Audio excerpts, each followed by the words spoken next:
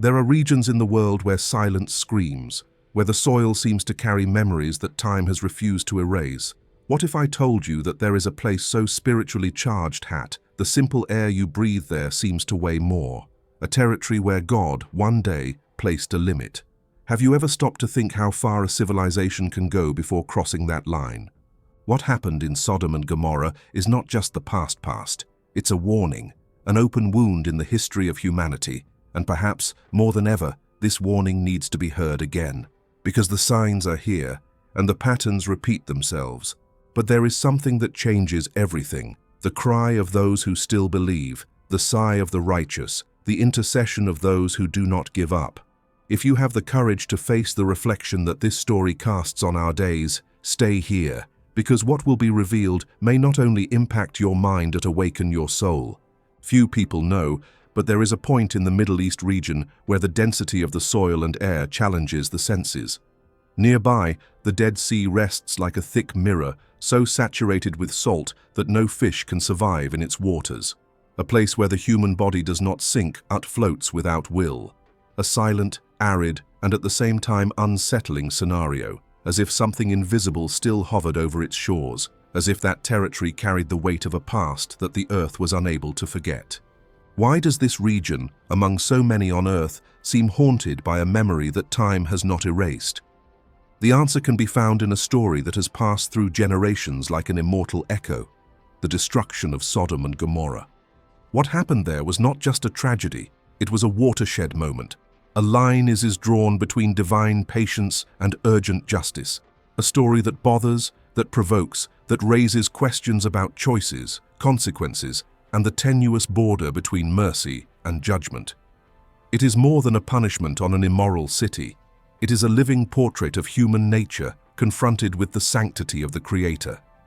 Since the first written records of humanity, few narratives have exerted as much fascination, fear, and reflection as the one that emerges from this landscape marked by silence.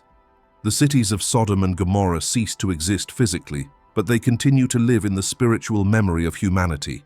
And it's not by chance. Something about this story haunts us, perhaps because it shows us what we are capable of ignoring until it is too late. This is not just the story of a rebellious people. It is also the journey of a man divided, of a family surrounded by comfort and decay, and of another man who, from afar, interceded for mercy. It is the collision between the deceptive brightness of a fertile land and the darkness that emerged from his choices. It is the record of a society that reached such profound levels of perversity that its outcry reached heaven like an open wound. However, before the fire descended from the sky, there was silence, there was conversation, there was a rescue attempt, and there was intercession. This is where the story becomes disconcertingly human. Abraham, central figure of faith and ancestor of countless generations, hears what no other man would dare imagine. God himself decides to reveal to him what he is about to do with those cities. A rare gesture, an invitation to divine participation. Abraham doesn't back down. He advances, questions, and negotiates. It calls for justice, but also for compassion. Ask for 50, then 45, 30, and 20 until you reach 10. There is something moving and desperate about this dialogue, an almost impossible hope, a search for balance between judgment and redemption. Meanwhile, on the other side of the plain, a man named Lot continues to live surrounded by luxury and degradation. He chose the most fertile valley, but with it came the weight of living within walls contaminated by pride, violence, and perversion. Lot is not the villain, but he's not a hero either. It is a reflection of the ambiguity that lives in many hearts divided between convictions and conveniences, between what is right and what is easy. His story is that of someone who wanted to keep one foot on the promise and the other on the advantage. We live in times where outcry continues to rise. Violence, injustice, dehumanization. The cities have changed their names, but the patterns of behavior, in many ways, remain. This is why revisiting Sodom and Gomorrah is not just a theological exercise, it is a mirror. The destruction of these cities continues to provoke extreme reactions. There are those who see it as just punishment, others, late redemption, some metaphors, but no honest look escapes its message unscathed. For there, in the ashes of what was once prosperity, there is a question that resonates to this day. How long does it take for a civilization to lose itself? This story interests us because, to some extent, we all inhabit modern Sodoms, places where right and wrong mix under the veil of normality, where decisions are made more by appearance than by essence, where success is confused with blessing and freedom is used as a pretext to break with limits that previously protected dignity. There is no way to move forward without considering this. The line between what was Sodom and what we are today is perhaps thinner than we would like to admit. The memory of these cities survived not only because of the scandal of their destruction, but because of the urgency of their warning. From here, we open the veil of history to explore in depth the setting, characters, and details that make up this ancient story. No rush, no formulas, only with open eyes and a willing heart to understand what this narrative still has to tell us. Because among the ruins of the past, the missing revelation for the present may be hidden. The story of Sodom and Gomorrah unfolds in a region marked by ancient mysteries and unique geological phenomena. Around the current Dead Sea, an area of extreme salinity and a desolate landscape, the environment reveals clues about a past that mixes catastrophic natural events with stories that span centuries. Many scholars identify the so-called Plain of Siddim as the approximate location of these cities, a once fertile region highly valued by nomadic peoples for its proximity to water sources and trade routes. During the 2nd millennium BC, around the period between 1900 and 1800 BC, city-states flourished in the Fertile Crescent. What we know today as Israel, Jordan, Syria, and Iraq were home to communities that developed relatively complex agriculture, trade, religious practices, and social structures. These cities were independent yet maintained economic and cultural links between them. They were prosperous, organized, and deeply influenced by polytheistic religions, often centered on deities associated with fertility, war, and material prosperity. Sodom and Gomorrah were probably south of present-day Jordan, near the eastern edge of the Dead Sea. The geography of the region favored agriculture, with land irrigated by canals that descended from the nearby mountains. It is possible that its wealth was associated not only with the production of grains and animals, but also with the trade in bitumen, a type of natural asphalt widely used in ancient times to seal boats and buildings. Extra-biblical sources, such as Egyptian texts and tablets from Ebla, an ancient Syrian city-state, mention cities with names similar to Sodom, indicating that these centers were recognized in the region for their economic influence. However, material wealth and commercial strength did not prevent these societies from deteriorating morally. The Bible presents Sodom as a symbol of extreme corruption, but the text does not limit itself to mentioning sexual practices as evidence of moral collapse. The depravity was structural, visible in social injustice, gratuitous violence, the denial of hospitality, the abuse of power, and the disregard for the natural and spiritual laws that sustained human coexistence in the desert. In the ancient Near East, hospitality was not just a virtue but a requirement for survival. Nomads, when crossing plains and arid regions, depended on the generosity of those who had already settled. Welcoming strangers, feeding travelers, and protecting guests was part of a code of honor that transcended tribes and nations. Refusing help to a foreigner was seen as a betrayal of the social fabric itself. Sodom, by ignoring this principle, broke with something that supported the collective dignity of the entire region. Lot, as he approached the city, knew where he was taking root, but he chose that land because it was fertile, because the eyes saw abundance. However, this choice brought him closer to a culture that was progressively moving away from spiritual values. The city, for him, offered shelter and security, but little by little, he and his family adapted to the environment. The Bible describes him as someone righteous who suffered from what he saw, but his stay there reveals that even though he recognized evil, he chose to live with it. This tension between conviction and convenience is one of the most human aspects of this narrative. At the same time, outside, Abraham continued his nomadic path, living among tents, searching for wells, raising cattle, offering hospitality to strangers, and walking under promises made by a God who revealed himself in a progressive and intimate way. Abraham did not build cities, but he built altars. He did not rely on the strength of the walls, but on the firmness of his faith. His physical distance from Sodom was also a spiritual choice. He represented a way of life based on trust, simplicity, and commitment to a calling that went beyond logic or immediate advantage. While the cities of the plain gave themselves over to lust, pride, and indifference, Abraham became a confidant of a God who observes everything with patience, but who does not ignore injustice. The meeting between the heavenly messengers and Abraham took place during the heat of the day, a significant detail. In the arid climate of Canaan, this was the time when activities ceased and rest was sacred. But Abraham, upon seeing the visitors, doesn't hesitate. Run to meet them, offer water, shade, food, and respect.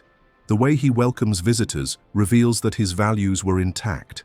He recognizes the sacred disguised as simplicity. He honors the invisible in the ordinary. This attitude is in direct contrast to that of Sodom, which not only rejects the stranger, but tries to subjugate those who should be honored. What was the rule among nomads became the exception among urbanites. Hospitality was replaced by hostility, care or perversion, reverence or violence. It is important to highlight that the Bible does not present God as someone hasty. There is dialogue, there is listening, there is a search for justice. When Abraham intercedes for the cities, he is, in fact, participating in a process that reveals divine mercy in its purest form. The judgment is not imposed arbitrarily, but appears as a response to the cry of a land tired of being violated. At the heart of this tension between heaven and earth is a question that runs through history. How far can human freedom go before it turns into self-destruction? The cities of Sodom and Gomorrah, with all their splendor, became symbols of a society that had advanced so much in excess that it no longer distinguished evil from good, the just from the unjust, or the sacred from the profane. And when this point is reached, creation itself becomes unbalanced. The sequence of this story, marked by divine encounters, human hesitations, and choices that define destinies, continues to unfold. The pieces are in place, decisions will be made. And the result, although expected, still confronts us with the truth that few dare to face. No city is destroyed without first being warned. As the footsteps of the divine messengers moved away from Abraham's tent toward the horizon, the silence of the landscape contrasted with the intensity of the newly shared revelation. God's trust in Abraham had revealed not only the gravity of the situation, but also how heavenly justice does not operate apart from relationships with men. It was a trust established in alliance, built over days of faith, doubts, and practical obedience. While Abraham turned his gaze to the distant plain, where life continued with the appearance of normality, a spiritual storm was already forming over those lands. At the entrance to Sodom, Lot remained sitting at the city gate. This place was not only a surveillance point, but also a space for decisions and judgments. There the elders met, disputes were resolved, and agreements were negotiated. Being there indicated that Lot occupied a position of influence, perhaps even respect, among the inhabitants. However, this also revealed the extent to which he had inserted himself into the daily life of that society, even if in disagreement with his own principles. It was in this scenario that the two visitors arrived. Lot's immediate behavior upon seeing them indicates that he had a keen perception. He stood up promptly, bowed reverently, and offered shelter. His insistence that they not remain in the public square demonstrates not only zeal, but also a deep knowledge of the nocturnal dangers of that city. He knew what surrounded them when the sun went down. He knew what his neighbors were capable of doing. His attitude reveals a trace of the teaching he received with Abraham. A remnant of sensitivity that, even weakened, still moved him. The visitors accepted the invitation and went to Lot's house. He prepared a simple but meaningful meal. Unleavened bread was served, which could indicate haste or ritual respect. The gesture, although modest, contrasted with the collective indifference that took over the city. There was still an effort to keep the flame of honor alive, even in a hostile environment. What Lot did not foresee was how quickly spiritual darkness would take shape. The news of the arrival of foreigners swept through Sodom like a fire fueled by the wind. Before long, a crowd formed around the house. What should have been just curiosity turned out to be a violent desire. Men of all ages demanded to see visitors. The language used was direct and aggressive and left no doubt about his intentions. They wanted to subject outsiders to an act of public domination, as if the perverse pleasure and humiliation of others were acceptable social celebrations. This collective behavior reflects something deeper than mere individual deviance. It shows a culture rooted in the inversion of values, where empathy had been replaced by brutality and the sense of limits completely eliminated. Society had lost its ability to shame itself. Evil was not practiced in secret, but promoted by torchlight, with united voices and uncovered faces. This is one of the scariest hallmarks of moral collapse, when evil becomes public, proud, and institutionalized. Lot tried to intervene. He left the safety of the house, closed the door behind him, and addressed the crowd. His words, although well-intentioned, reveal the complexity of his dilemma. He asks men not to commit such injustice, appealing to some sense of moderation that perhaps no longer exists. In desperation, he offers something unthinkable: his own daughters. This gesture, disturbing from any perspective, needs to be understood within the ethical collapse in which he found himself. To protect his guests, he compromises his own family. This does not justify it, but it exposes it. Lot was not wicked like the Sodomites, but neither was he righteous like Abraham. He was deformed by prolonged coexistence with the environment he had tolerated. The crowd, however, was unmoved. They refused the offer and now turned their fury against Lot himself. They accused him of wanting to set himself up as judge. This reaction is revealing. Even though he was a city dweller, he was still seen as an outsider. His attempt to appeal to reason was interpreted as an affront. It was as if they were saying, "Who are you to teach us anything?" This is one of the consequences of settling in a place where values are in ruins. Moral influence is lost. Presence there does not generate transformation, only adaptation. If you are enjoying the video so far and following this powerful story carefully, write Amen in the comments. This helps us know that you are with us in this reflection. When the violence was about to break all barriers, the visitors intervened. With supernatural authority, they pulled Lot back inside and closed the door. They then blinded the men outside. It was no ordinary blindness. They have lost not only their vision, but also the ability to perceive the absurdity of their own conduct. Even after divine judgment began to manifest itself, they continued groping, looking for the entrance to the house like someone pursuing a desire until the end, even when everything around them screamed for them to stop. The scene is dramatic and symbolic. The light was taken away from those who refused to see. The sense of limit was crossed so many times that there was no turning back. This moment marks the beginning of the end for Sodom, not by the act of the crowd itself, but by their complete surrender to evil, without regret, without conscience, without return.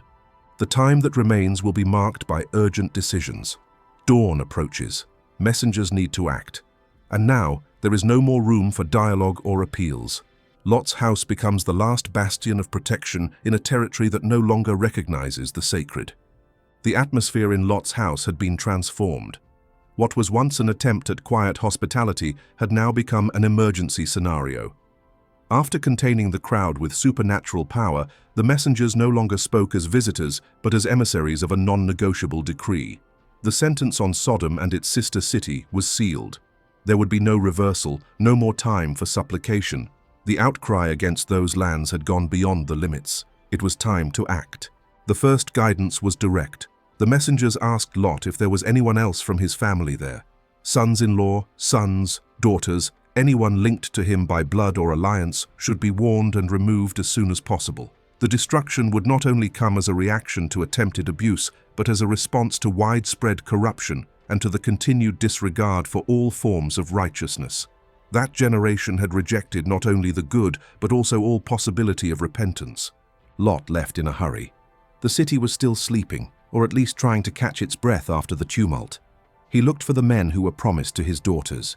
He explained what was about to happen. He spoke of the urgency, warned about judgment, but his words were met with incredulity. They looked at him as if listening to a daydream or an out-of-turn joke. Maybe they thought that everything was just an exaggeration, that nothing would change. The naturalization of inequity had anesthetized the collective conscience. Even in the face of a clear warning, they preferred to mock. This moment reveals a bitter reality. When the heart is hardened, not even a clear message from above is enough to bring about change. The sense of urgency is lost when the soul is complacent. Lot returned home desolate, unable to save those he tried to reach. What I feared most had already begun to happen, and even indoors, the weather was not on their side. At the break of dawn, the messengers gave the definitive order. It was time to leave. Destruction was about to be unleashed upon the city. Lot, his wife and his daughters had to abandon everything. They could not take possessions nor look back. It was an escape without nostalgia, without hesitation, without concessions, a complete rescue or an irreversible tragedy. But surprisingly, even when faced with such a clear order, Lot hesitated. The biblical narrative says he took his time. It is not known whether it was due to fear, confusion, or attachment. The fact is that hesitation almost cost him everything. It was then that grace intervened, not out of merit, but out of mercy. The messengers, in a decisive gesture, took Lot, his wife and his daughters by the hands and led them out of the city. It was necessary to remove them by force. When the heart falters, it is the divine hand that plucks the righteous from the midst of chaos. Once outside the city limits, a new instruction was given: flee to the mountains. It was a direction of refuge, safe but also demanding. It required effort, confidence, and endurance. However, Lot, still gripped by fear, asked permission to escape to a smaller city called Zoar. It was closer, more accessible, and less intimidating. Interestingly, even in the face of human fragility, the answer was affirmative. The messengers agreed. The order was to flee quickly, without looking back, as nothing could happen until Lot and his family were safe. This pause in the execution of judgment reveals something extraordinary. The destruction of an entire region was contained until a small group was out of danger. This did not happen because of Lot's influence or courage, but because of God's covenant with Abraham. The faithfulness of a man interceding from a distance temporarily suspended the fall of fire over an entire land. Divine justice is never impatient. She waits until mercy fulfills its role. With the first rays of sun illuminating the plain, Lot finally arrived in Zoar. It was the last step before collapse. Nature, silent until then, began to react. The sky darkened, not from ordinary clouds, but from a storm unlike anything those people had ever seen. Flames and sulfur began to fall from above, not like scattered sparks, but like a dense, precise rain. It was an unprecedented trial. The earth shook. The hills reflected the fury descending from the sky. The entire region that once seemed like a fertile garden became a fiery furnace. The scriptures describe that the destruction was complete. Men, women, children, animals, crops, houses, and even fields were consumed. There was nothing left. That once promising valley was turned into ruins. The fertile landscape that enchanted Lot's eyes now burned in silence. It was the end of an era. The end of a story marked by abundance without gratitude, freedom without responsibility, and pleasure without limits. In the midst of the escape, however, a personal tragedy occurred. Lot's wife, disobeying the order received, turned to contemplate what she left behind. His gaze was not just one of curiosity, but one of attachment. She not only turned physically, but also allowed her heart to remain where her feet could no longer be. And because of that, he lost his life right there. She was turned into a pillar of salt, a silent but eloquent milestone, a symbol of how attachment to the past can become the definitive obstacle to the future. The figure of Lot's wife remains a timeless warning. She walked towards salvation, but looked towards perdition. She was being led out of condemnation, but her soul still clung to what she had to let go of. This internal division cost him everything. And even today, his story continues to echo as a warning to anyone who tries to live divided between two worlds. The image of Lot's wife remaining like a pillar of salt on the shores of a land in ruins does not just contain an individual tragedy. It represents one of the most compelling lessons in the narrative. His apparently simple gesture reveals something profound. A divided heart never fully achieves the purpose of salvation. She walked with her feet, but her heart didn't follow. And that was enough to jeopardize his fate. This episode leads us to a truth that is often ignored. It is not enough to physically leave a place of destruction. It is necessary to internally break with what kept us linked to error. Holding on to what needs to be let go can be costly. The story of Sodom and Gomorrah is not just about cities consumed by fire. It's about decisions, affections, and silent alliances that we make with the world around us, often without realizing it.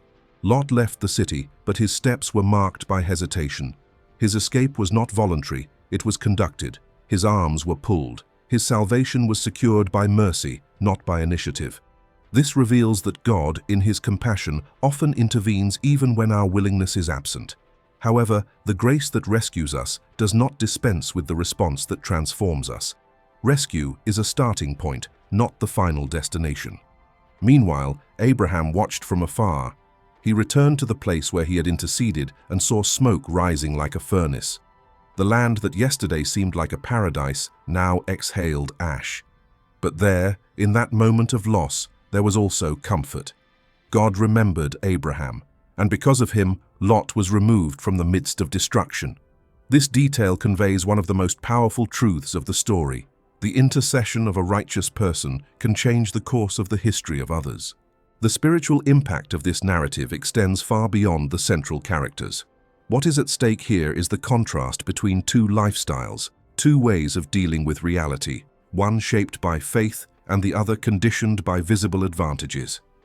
Abraham lived in the instability of the tents, but built a lasting story. Lot chose the comfort of urban structures, but saw his security crumble. What seemed solid dissolved in moments. What was invisible held a promise for generations. In this contrast, there is a clear invitation to reflect on where our decisions are based. What motivates our steps?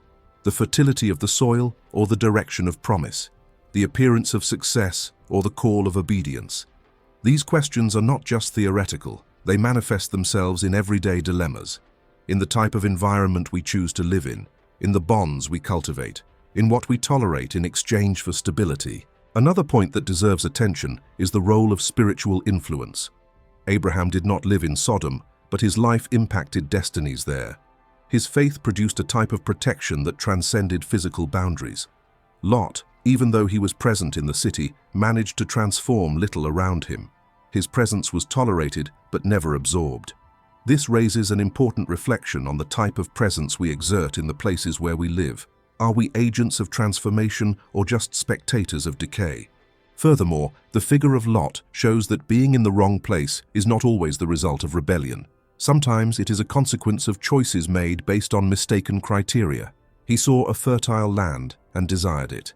There is no crime in wanting growth. The problem is ignoring the spiritual environment that accompanies prosperity. When the eyes are enchanted by the outside and discernment is absent, the result can be disastrous. The moment when Lot hesitates to flee also sheds light on the complexity of our emotions. Even in the face of danger, there is something within us that is reluctant to leave the familiar. This goes for relationships, habits, and environments. It's not always easy to let go of what destroys us. Sometimes there is an invisible dependence, a deep accommodation that prevents us from reacting promptly. Therefore, the act of fleeing destruction is not just physical. It is psychological, spiritual, and existential. God's answer to all of this is mercy. Not a passive mercy, but an active one. He sends messengers. He gives warnings. He extends his hand. It delays judgment. He responds to intercessions. He respects limits but does not ignore the cry of injustice. The time between sin and punishment is not divine omission. There is room for regret. But when the heart hardens, even the patience of heaven reaches its limit. This is one of the most disconcerting teachings of this episode. God did not destroy Sodom out of impulsiveness. He acted after witnessing a total surrender to evil. When evil becomes celebrated, when good is systematically despised, and when no voice anymore calls for transformation, judgment becomes necessary. And even so, before acting, God still sought the righteous, waited for decisions, and spared the innocent. The story of Sodom and Gomorrah is a call to vigilance. A warning against the trivialization of sin, a mirror that reflects what can happen when we move away from spiritual sensitivity. It is also a call to responsibility. Every choice has a consequence. Every step toward comfort can also be a step toward danger if taken outside divine direction. There is a point in the narrative that, although often ignored, contains an intense spiritual charge: the state of Lot after the destruction.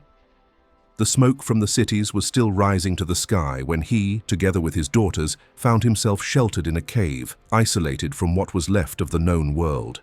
The city of Zoar, where they found temporary refuge, no longer offered safety. Something inside him, perhaps fear or distrust, made him seek a more distant hiding place. Now there were no more houses, There were no servants, and there were no neighbors, just the echo of survival and the weight of silence. This scenario points to an uncomfortable reality. Sometimes, even after liberation, the soul continues to carry the traumas of what it left behind. Lot escaped destruction but found no rest. He didn't feel at peace. The extreme experience he lived left deep marks.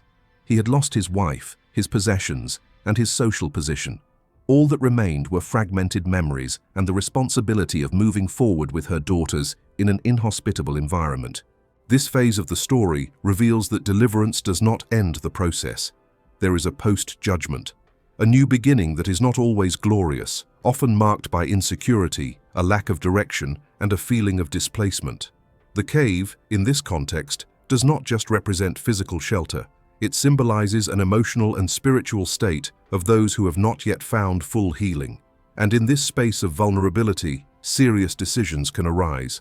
Lot's daughters, upon realizing their loneliness and lack of prospects, took radical action.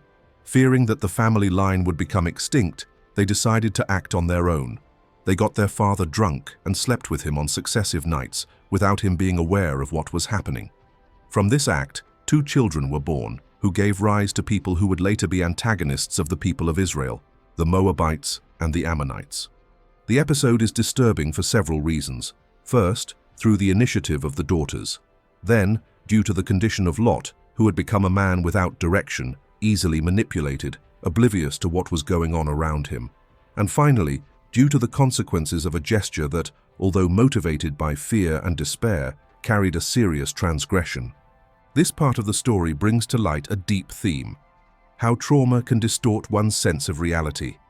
Emotional isolation, lack of faith in the future, and loss of references can lead even the most prudent to make wrong choices. When fear replaces trust, and when pain goes untreated, the risk of perpetuating cycles of disorder increases. The environment in which these decisions were made was marked by a lack of guidance. There were no leaders, there was no prophetic voice, and there was no community. There were only memories and shadows. This reinforces the importance of surrounding yourself with people who bring light, with environments where hope is nurtured, and with a spirituality that is not lost even in times of crisis. Another aspect that deserves attention is the way the story ends Lot's trajectory, without glory, without visible restoration, without explicit redemption. The Bible mentions him again in a few places, and always as someone righteous who suffered when he saw the corruption around him. But there is no record of a return, a fresh start, or a reconstruction. His narrative ends in silence, as if the text itself suggested that, although saved, Lot never again found fulfillment. This final silence is not empty. It carries a subtle warning. Not everyone who is spared can find purpose after the storm. Not all deliverance is accompanied by renewal. It takes more than escaping. We need to rediscover the path of hope, restoration, and inner reconstruction. Lot represents many who, even having been reached by divine mercy, cannot break away from the memories that paralyze them. He is a symbol of those who have been freed but not healed, who left the place of destruction but were not freed from the impact of what they experienced. Her story teaches us that God's grace is powerful to rescue, but healing requires participation, surrender, and constant trust. Meanwhile, the figure of Abraham remains present as a contrast. He continued to live among tents, firm on his journey of faith. The same man who interceded for Sodom was also the one who, later on, would face other tests. His life continued, guided by a commitment to the divine promise. Abraham didn't just survive the challenges, he walked through them with purpose, building altars and renewing his covenant with God at every step. This difference between the two characters is revealing. One was spared by the faith of the other grew by keeping his faith alive. Both were touched by mercy, but only one built a story that went beyond their own limits. This shows that grace can reach anyone, but only those who stay on the path can live the full plan. The story of Sodom and Gomorrah, when seen from this angle, is no longer just a story of judgment. It becomes a mirror of opportunities. It shows what happens when we choose based on appearance, when we live with error, when we hesitate in the face of the call, and when, even though we are saved, we neglect the restoration process. It also reveals the power of a life that intercedes, that stands firm, that builds on faith and not advantage. Even after centuries, the destruction of Sodom and Gomorrah continues to generate debates, research, and questions. The symbolic weight of this event is so great that it goes beyond the limits of theology, reaching the fields of archaeology, geology, and even forensic science. Interestingly, the place associated with this story maintains physical characteristics that draw attention to this day. The landscape around the Dead Sea, especially in the far south, features rare geological formations, salt-covered soils, a lack of long-lasting vegetation, and an atmosphere that appears to carry the remnants of an extreme event. Several scientific theories have already been proposed to explain how such a devastating disaster could have occurred. One of the most discussed in recent years involves an explosion of cosmic origin. Researchers studied the Tall El Hammam region, located in present-day Jordan, and found evidence that, around 4,000 years ago, a high-temperature explosion may have instantly vaporized structures and human bodies. Fragments of vitrified ceramics, deformed quartz particles, and high levels of sulfur salts reinforce the hypothesis that the site was subjected to an unusual thermal force, very similar to what occurs in nuclear explosions, although without artificial origin. These findings do not categorically prove that Tall El Hammam is the biblical Sodom, but they raise impressive possibilities. Although the location of the cities mentioned in the sacred text cannot be stated with absolute precision, the physical signs of the region fuel debate among experts and keep the narrative alive in the collective imagination. Another curiosity is the relationship between Sodom and the name itself. Over the centuries, the term came to be used to designate morally condemned practices, but this association, although present in the Christian tradition, does not summarize the cause of the judgment. The biblical text points to a broader degradation involving pride, excess comfort, contempt for those in need, and lack of compassion. The prophet Ezekiel, for example, describes the sins of Sodom as arrogance, abundance of bread, and neglect of the poor and afflicted. This shows that the root of the fall is not restricted to specific acts, but to the entire decadence of society. This understanding broadens the view of what really led to the ruin of these cities. This was not just about individual deviance, but about an entire system committed to injustice. A culture that had lost its sense of reverence, that made perversity the norm and oppression a habit. The ruin was the end of a long process of rejecting the truth and inverting values. There are also relevant discussions about Lot's responsibility in his trajectory. Some ancient commentators argue that he should never have approached Sodom. Others, however, see in his figure someone who tried to balance faith and convenience in a morally ambiguous world. This ambivalence makes Lot a fascinating character. He is not portrayed as completely faithful, but he is also not condemned like the others. He occupies a gray area, where many still find themselves today, living between two poles, trying to maintain principles in an environment that constantly challenges them. Another point that generates debate is the number of righteous people who could have prevented the disaster. Abraham interceded based on assumptions. He started with 50 and reduced it to 10. What would have happened if there had actually been only one family willing to live righteously? Some theologians argue that the complete absence of collective repentance is what sealed the city's fate. Even if Lot was there, his isolated presence, without effective influence over the city, might not have been enough to contain the sentence. Throughout history, religious leaders, thinkers, and scholars have used the example of Sodom as a reference for different contexts. In later Jewish literature, for example, these cities are often mentioned as symbols of unbridled rebellion. Already in the New Testament, they are used as a warning against rejection of the truth and hardness of heart. Jesus himself mentions those lands when speaking of future judgment, highlighting that there will be situations in which the rejection of grace will be even more serious than the mistakes committed in Sodom. These references broaden the understanding of the episode. They show that the focus of the narrative is not just to condemn specific behaviors, but to draw attention to the risk of continually resisting the divine call. When conscience is silenced and when truth is replaced by convenience, a dangerous space opens up that can lead to the ruin of any civilization. Finally, there is also controversy over the exact location of these cities. Some argue that they were submerged by the waters of the Dead Sea. Others believe they are buried under layers of sediment. No excavations to date have yielded definitive evidence, but evidence found around the region continues to fuel the search.